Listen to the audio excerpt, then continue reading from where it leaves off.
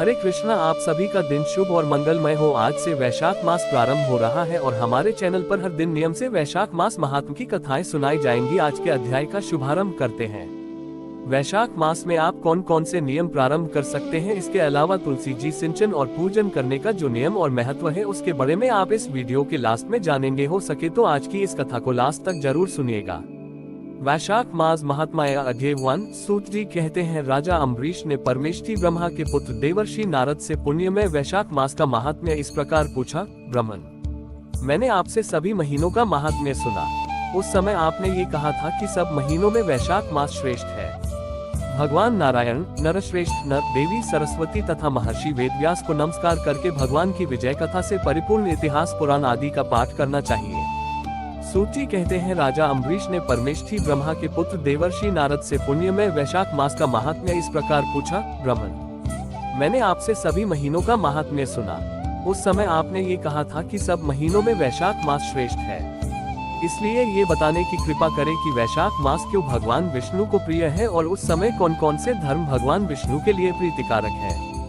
नारद जी ने कहा, वैशाख मास को ब्रह्मा जी ने सब मासों में उत्तम सिद्ध किया है। वह माता की भांति सब जीवों को सदा अभीष्ट वस्तु प्रदान करने वाला है। धर्म, यज्ञ, क्रिया और तपस्या का सार है।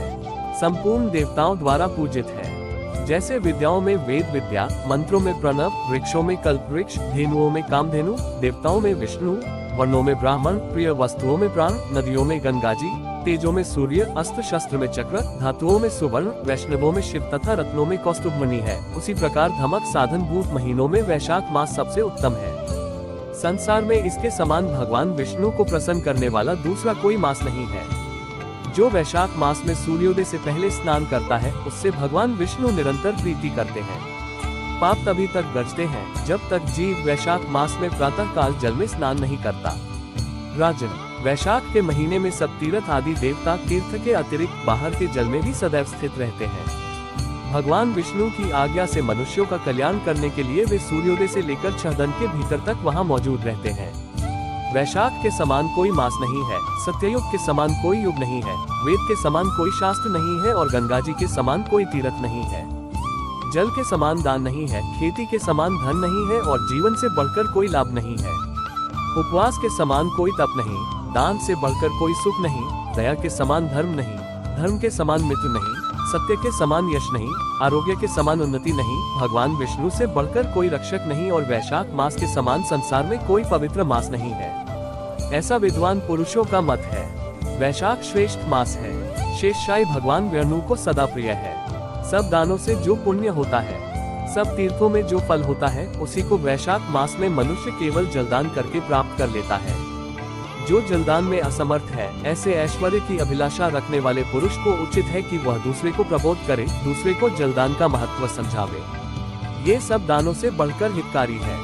जो मनुष्य वैशाख में सड़क पर यात्रियों के लिए प्याव लगाता है, वह विष्णुलोक में प्रतिष्ठित होता है। नृपश्रेष्ठ, प्रपादान पौंसला या प्याव देवताओं, पितरों तथा ऋषियों को अत्यंत प्रीति देने वाला है।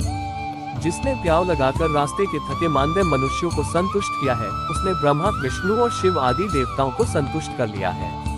राजन, वैशाख मास में जल की इच्छा रखने वाले को जल, छाया चाहने वाले को छाता और पंखे की इच्छा रखने वाले को पंखा देना चाहिए। राजेंद्र, जो प्यास से पीड़ित महात्मा पुरुष के लिए शीतल जल प्रदान करता है, वह उतने ही मात्र से 10,000 राजसूय यज्ञों का फल पाता है।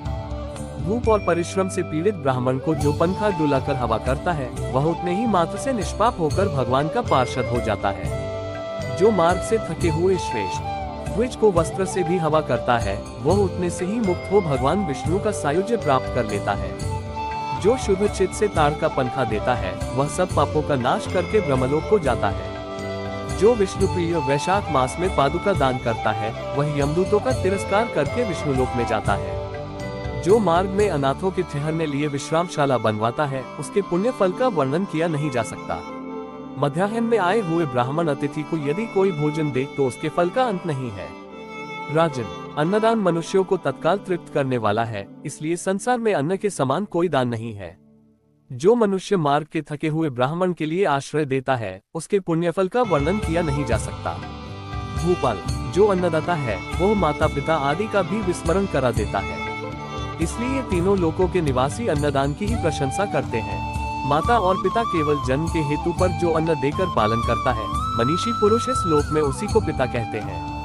आज का अध्याय समाप्त। अब जानिए विशाख मास में पीपल और तुलसी जी के सीखने के नियम और महत्व के बारे में। हमारे धार्मिक विशाख महीने में स्नान और दान करने का महत्व बताया गया है। साथ ही में कहा गया है कि इस पवित्र महीने में किया गया स्नान, दान, व्रत, उपवास और पूजा से मिलने वाला पुण्य कभी खत्म नहीं होता है। इस पवित्र महीने में भगवान विष्णु के साथ ही पीपल और तुलसी जी की भी पूजा करनी चाहिए। ऐसा करने से कई यज्ञ करने जितना पुण्य मिलता है जो कभी खत्म नहीं होता। पीपल के वृक्ष में साक्षात भगवान विष्णु का वास माना जाता है और वही तुलसी जी को लक्ष्मी जी का रूप माना गया है। अगर आप भी विशाख मास के नियम को अपनाना चाहते हैं तो कथा में बताए गए जितने भी दान हैं उन दोनों में से जितने भी आप आसानी से कर सकते हो उनको हर दिन करने का या जितनी बार भी आप कर सकते हो। विशाख के महीने में जितने दिन भी आपके लिए करना संभव हो उतने दिन करने का आपको संकल्प पहले दिन लेना चाहिए, या फिर जो बहुत मुख्य दिन है जैसे कि अमावस्या, पूर्णिमा, एकादशी, प्रदोष व्रत, अक्षय तृतीया, इन सभी दोनों में भी आप इन प्रकार के दान कर सकते हैं। या पीपल के पेड़ की और तुलसी जी की पूजा कर सकते हैं। शक्कर या गुड़ मिलकर पीपल के पेड़ की जड़ में अर्पित करना चाहिए और एक दीपक, चाहे वो घी का हो या तिल के तेल का हो, आटे का चौमुखा दीपक जलाना बहुत शुभ माना जाता है। आटे का ना हो तो मिट्टी का दीपक भी आप जल सकते हैं। ऐसा करने से भगवान विष्णु की कृपा प्राप्त होती है। आप सुबह या शाम या दोनों ही समय जितनी बार भी दिन में पूजा करना आपके लिए संभव हो उतनी बार का संकल्प ले सकते हैं। चाहे तो केवल शाम का या फिर केवल सुबह का संकल्प ले सकते हैं। पूजा करने के साथ ही आपको पीपल के पेड़ की 7 बार परिक्रमा करनी चाहिए।